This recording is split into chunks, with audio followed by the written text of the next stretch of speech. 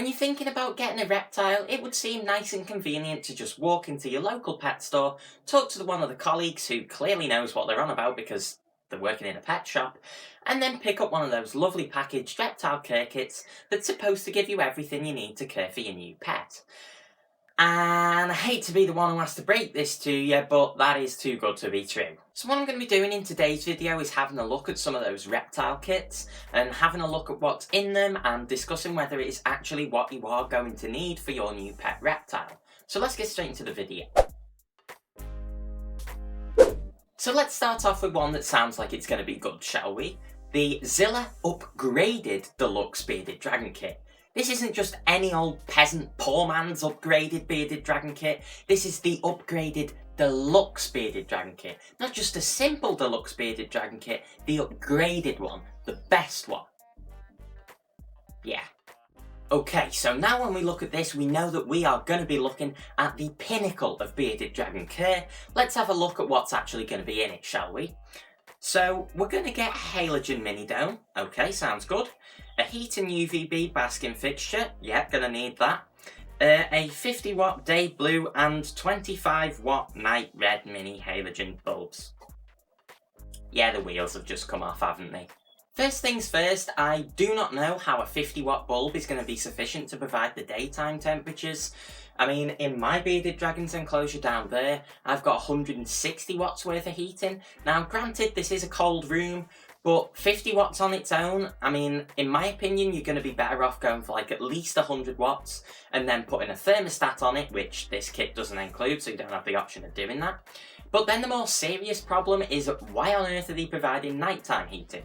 Unless you are in a room where it's going to drop like below 10 degrees or something at night, nighttime heating for bearded dragons is just completely unnecessary and is going to disturb their day-night cycle, their natural circadian rhythms, because obviously in the wild it does go cooler overnight.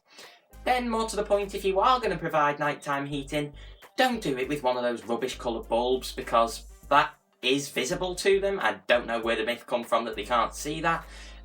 So it is just going to disturb their sleep. And oh my god, it keeps getting worse. The next thing they've got in is a 20 watt compact pigtail UVB bulb, which I've discussed in other videos is not what you want for a bearded dragon. What you really want for them is to provide a UVI of about 5 at the basking spot that covers the entire body of the dragon. Now, given that you're going to be shining this through mesh if you set it up like you do in the picture, there is no way you're going to be getting the required UVI without putting the dragon too close to the bulb. And it's not going to be covering the whole body, so that is just a waste of money as well. I'm just going to point it out as well that weird kettle thing that they're calling the fixture to put the UVB and heat lamp in, that it looks like on the picture, I'm not sure if this is right or not, but it looks like it's got a sort of white coated reflective thing, and if that's the case, that is not going to reflect UV, so the reflector's pointless. Looking at the actual enclosure itself, it is way too small. It's a 40 breeder. Now, I know in the States that is usually what people say is okay for a bearded dragon. I mean, I discussed like sort of enclosure size differences in a recent video. But in my opinion, and well, no, this isn't even my opinion, this is just fact. A 40 breeder is well too small for a dragon. In the UK, and I would stick with this myself, we recommend 4 feet long, 2 feet deep, and 2 feet like tall enclosures as being the minimum for dragons. Mine is in the same like depth and height as that, but it's 5 feet long, and he uses every inch of that. Now, they're just providing a tiny little enclosure and reckoning that it's going to be good for an adult dragon. So that is also bad. Aside from all that rubbish, they provide you with a water bowl and a hiding things, which you're going to need. And they provide you with a rubbish substrate, but this kit is like bad, so don't get it. Okay, we've had a bad start there, but I'm feeling hopeful. We're going to look at one of Exo Terra's kits now, the Snake Kit. Now, Exo Terra is a bigger brand than...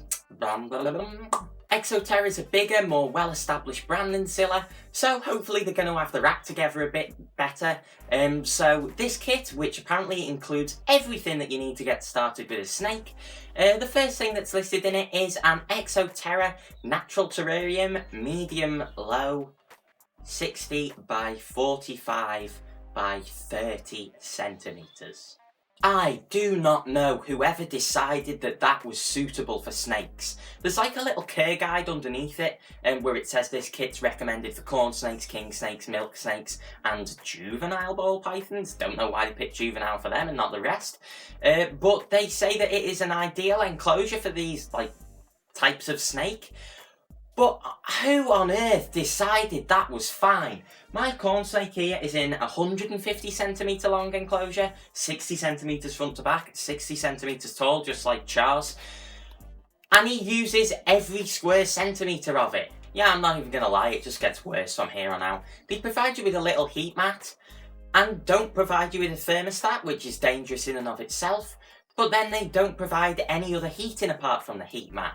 Now, as I have discussed in another video, heat mats only provide heat through conduction and through infrared C, so they don't provide the benefits of infrared A and infrared B, and therefore they aren't going to achieve that deep core body temperature in a reasonable amount of time like a proper heat lamp would, and they also aren't going to produce the healing effects of those near infrared rays.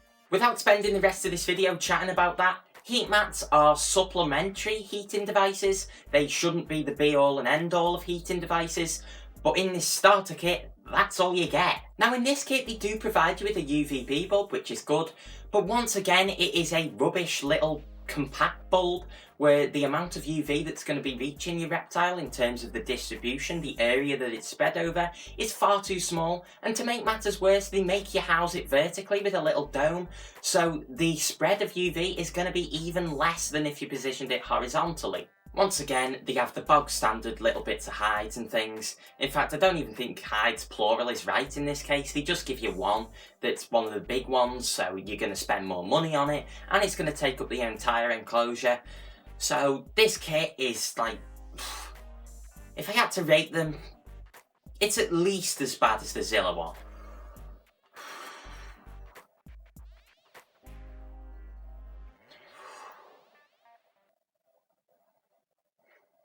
Okay, I am ready to face the third reptile kit. The new naturalistic terrarium, all rights reserved, Crested Gecko Kit includes everything you need to create the perfect naturalistic environment for your gecko. This kit works great for both new and experienced Crested Gecko hobbyists. Med is a decent company, better than Exo Terra in my opinion, and they've bigged up this product for us, so hopefully this time I will not have to get annoyed.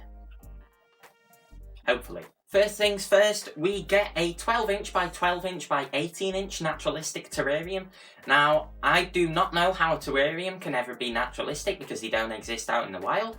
And this one is too small. 12 by 12 by 18 in my opinion is too small for a crested gecko. But unlike the bearded dragon and snake kits, I don't think 12 by 12 by 18 inches is like deathly small. I think you could keep a crested gecko in that and it would still be okay. Definitely is too small, mind you, but it ain't as bad as the rest. Now, they do mention later on in the kit that it's like juvenile crested gecko orientated, so I'm happy to roll with that for now. Honestly, looking through the rest of this kit, you do get some stuff that's alright. Eco Earth substrate, I don't recommend that. It's like a completely non-natural particulate substrate. But they give you like a cork branch, they give you the vitamins and minerals, they give you a dechlorinating agent, which isn't something that I've seen in either of the other kits. So, yeah, this is okay.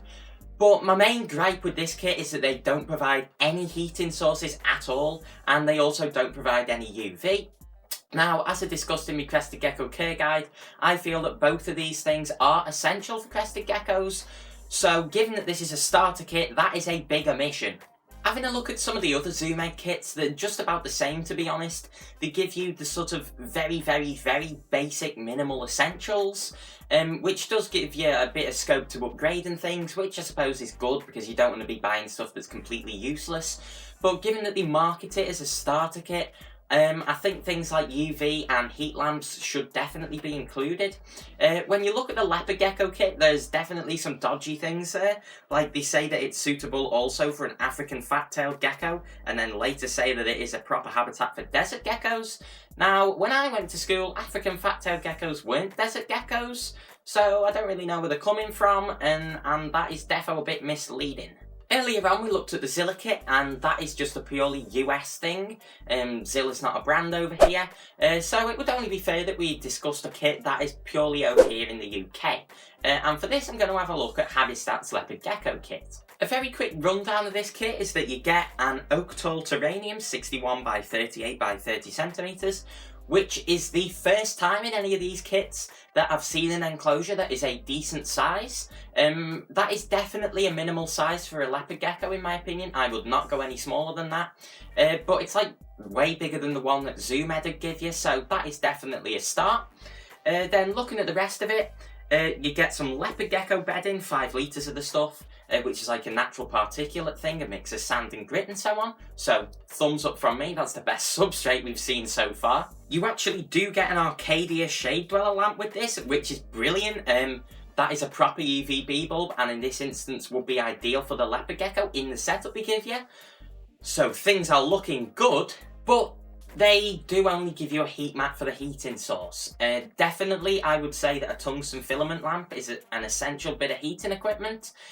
With the type of enclosure that they give you, you can't install one of these. So that I would say is the biggest limitation of this kit. That you don't even have the scope to upgrade the heating they give you. Now, to be fair to them, they do actually give you a thermostat with this, and this is the only kit we've seen so far with a thermostat. So they are doing some things right, but definitely the heating provision in this one could be better. Looking through the rest of it, they do give you the rest of the sort of essential bits, a little hide, a water bowl and so on. The one thing I do like about this kit as well is that they do provide you with some insect feeding stuff, so some gut loading formula, which none of the other kits have done yet, so, you know. This kit, as far as I'm concerned, is reasonable. I would not recommend it though, because the fact that you can't upgrade the heating at all is definitely a big setback. Hopefully I don't have to look at any more kits now, because you should have the opinion that kits are not the best. The worst of them market themselves as being complete and then just give you absolute rubbish items where you are not going to be able to provide your reptile with what it actually needs.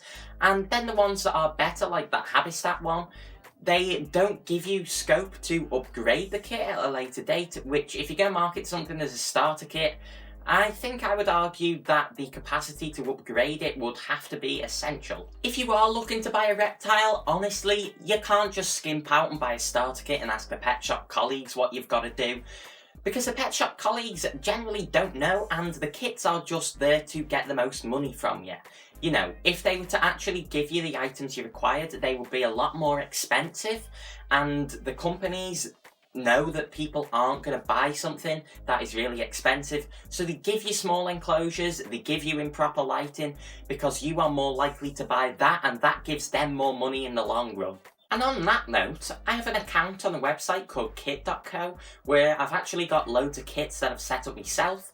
They give you all links to like Amazon so that you can pick up the products. There are 2 versions of each kit, a North American and UK version, so depending where you come from you can select the right one for you and get what you need without having to incur massive shipping costs. Now with these kits, I'm not just putting them out willy-nilly.